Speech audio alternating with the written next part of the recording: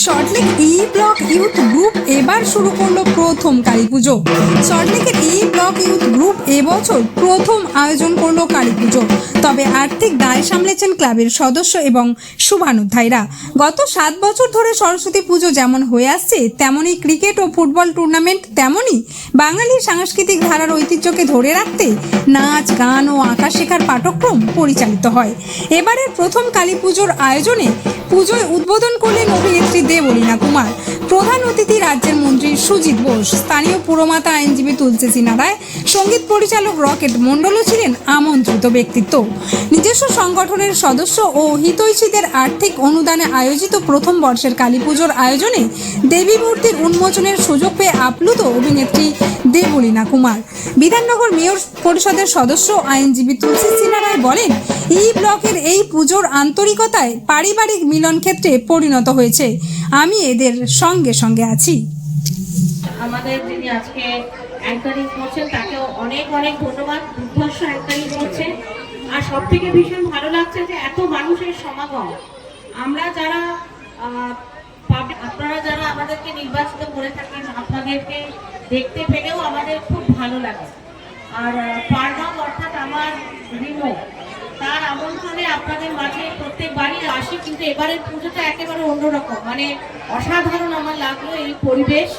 আর সব থেকে ভালো লাগছে আপনারা যারা আমার মায়েরা বোনেরা বসে আছেন, আমার পরম আত্মীয় যারা বসে আছেন, তাদের এখানে এত মানুষের সমাগম খুব ভালো লাগছে। প্রথম কালী পুজো এটাতে আমি থাকতে পেরে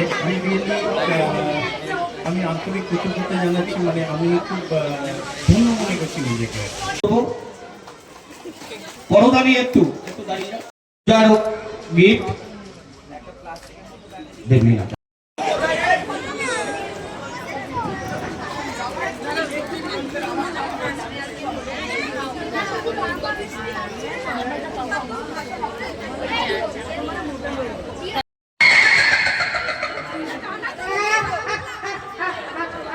বছর ব্লকে সল্টলেকে কালী পুজো হচ্ছে।